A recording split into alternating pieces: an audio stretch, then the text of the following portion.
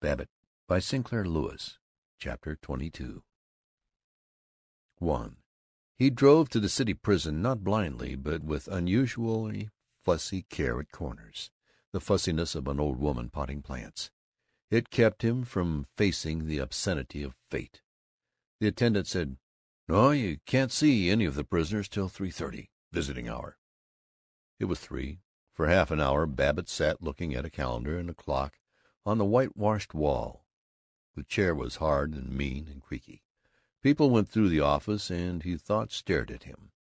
He felt a belligerent defiance which broke into a wincing fear of this machine which was grinding Paul. Exactly at 3:30 he sent in his name. The attendant returned with, "Riesling says he don't want to see you." "You're crazy. You didn't give him my name. Tell him it's George wants to see him. George Babbitt." "Yeah, I told him. All right, all right. He said he didn't want to see you."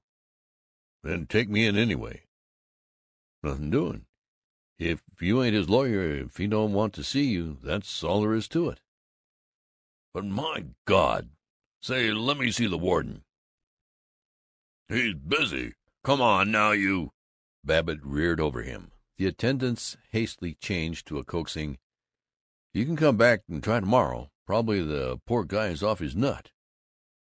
Babbitt drove, not at all carefully or fussily, sliding viciously past trucks, ignoring the truckers' curses, to the City Hall. He stopped with a grind of wheels against the curb, and ran up the marble steps to the office of the Honorable Mr. Lucas Prout, the mayor. He bribed the mayor's doorman with $1. He was instantly inside, demanding, "You remember me, Mr. Prout? Babbitt, vice president of the Boosters. Campaigned for you. Say, have you heard about poor Riesling? Well, I want an order on the warden, or whatever you call him, of the city prison, to take me back and see him." "Good. Thanks." In 15 minutes he was pounding down the prison corridor to a cage where Paul Riesling sat on a cot, twisted like an old beggar, his legs crossed, arms in a knot, fighting at his clenched fist. Paul looked up blankly as the keeper unlocked the cell, admitted Babbitt, and left them together. He spoke slowly, "Go on, be moral." Babbitt plumped on the couch beside him. "I'm not going to be moral. I don't care what happened. I just want to do anything I can. I'm glad Zilla got what was coming to her." Paul said argumentatively, "Now, don't go jumping on Zilla. I've been thinking about maybe she hadn't had any too easy a time. Just after I shot her, I didn't hardly mean to, but she got to deviling me so I went crazy just for a second, and pulled out that old revolver you and I used to shoot rabbits with, and took a crack at her. Didn't hardly mean to. After that, when I was trying to stop the blood, it was terrible what I did to her shoulder, and she had beautiful skin. Maybe she won't die. I hope it won't leave her skin all scarred. But just afterward, when I was hunting through the bathroom for some cotton to stop the blood, I ran onto the fuzzy little yellow duck we hung on the tree one Christmas, and I remembered she and I'd been awfully happy then. Hell, I can't hardly believe it's me here." As Babbitt's arm tightened about his shoulder, Paul sighed, "I'm glad you came, but I thought maybe you'd lecture me, and when you've committed a murder and been brought here and everything. There was a big crowd outside the apartment house, all staring, and the cops took me through it. Well, I'm not going to talk about it any more." But he went on in a monotonous, terrified, insane mumble. To divert him, Babbitt said, "Well, you got a scar on your cheek." "Yes, that's where the cop hit me. I suppose cops get a lot of fun out of lecturing murderers, too.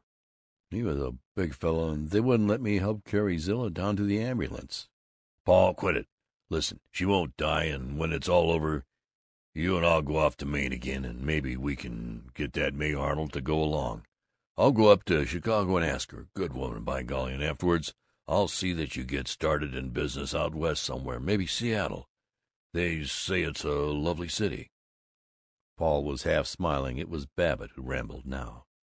He could not tell whether Paul was heeding, but he droned on till the coming of Paul's lawyer, P.J. Maxwell, a thin, busy, unfriendly man who nodded at Babbitt and hinted, "If Riesling and I could be alone for a moment." Babbitt wrung Paul's hands and waited in the office till Maxwell came pattering out. "Look, old man, what can I do?" he begged. "Nothing. Not a thing. Not just now," said Maxwell. "Sorry. Got to hurry. And don't try to see him. I've had the doctor give him a shot of morphine so he'll sleep."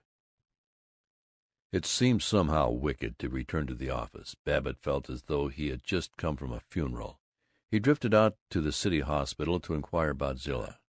She was not likely to die, he learned. The bullet from Paul's old .44 Army revolver had smashed her shoulder and torn upward and out.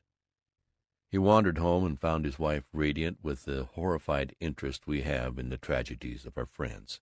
"Of course, Paul isn't altogether to blame, but this is what comes of his chasing after another woman instead of bearing his cross in a Christian way," she exulted. He was too languid to respond as he desired. He said what was to be said about the Christian bearing of crosses, and went out to clean the car. Dully, patiently, he scraped linty grease from the drip pan, gouged at the mud cake on the wheels. He used up many minutes in washing his hands, scoured them with gritty kitchen soap, rejoiced in hurting his plump knuckles. "Damn soft hands, like a woman. Ah!" At dinner, when his wife began the inevitable, he bellowed, "I forbid any of you to say a word about Paul. I'll tend to all the talking about this that's necessary. Hear me? There's going to be one house in this scandal-mongering town tonight that isn't going to spring the holier-than-thou and throw those filthy evening papers out of the house." But he himself read the papers after dinner. Before 9 he set out for the house of Lawyer Maxwell. He was received without cordiality. "Well," said Maxwell, "I want to offer my services in the trial. I've got an idea. Why couldn't I go on the stand and swear I was there, and she pulled a gun first, and he wrestled with her, and the gun went off accidentally, and perjure yourself?" "Huh? Yes, I suppose it would be perjury. Wouldn't it help?" "But, my dear fellow, perjury—" "Oh, don't be a fool. Excuse me, Maxwell. I didn't mean to get your goat. I just mean I've known, and you've known, many and many a case of perjury just to annex some rotten little piece of real estate. And here, where it's a case of saving Paul from going to prison, I'd perjure myself black in the face. No, aside from the ethics of the matter, I'm afraid it isn't practicable. The prosecutor would tear your testimony to pieces. It's known that only Riesling and his wife were there at the time. And look here, let me go on the stand and swear, and this would be the God's truth, that she pestered him till he kind of went crazy."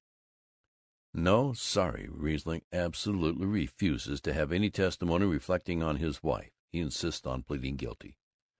"Then let me go up and testify something. Whatever you say. Let me do something."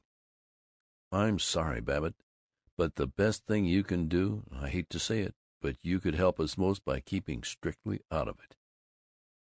Babbitt, revolving his hat like a defending poor tenant, winced so visibly that Maxwell condescended. "I don't like to hurt your feelings, but you see we both want to do our best for Riesling, and we mustn't consider any other factor. The trouble with you, Babbitt, is that you're one of those fellows who talk too readily. You like to hear your own voice. If there were anything for which I could put you in the witness box, you'd get going and give the whole show away. Sorry. Now I must look over some papers. So sorry. 2. He spent most of the next morning nerving himself to face the garrulous world of the Athletic Club. They would talk about Paul. They would be lip-licking and rotten. But at the Roughnecks' table they did not mention Paul. They spoke with zeal of the coming baseball season. He loved them as he never had before. 3.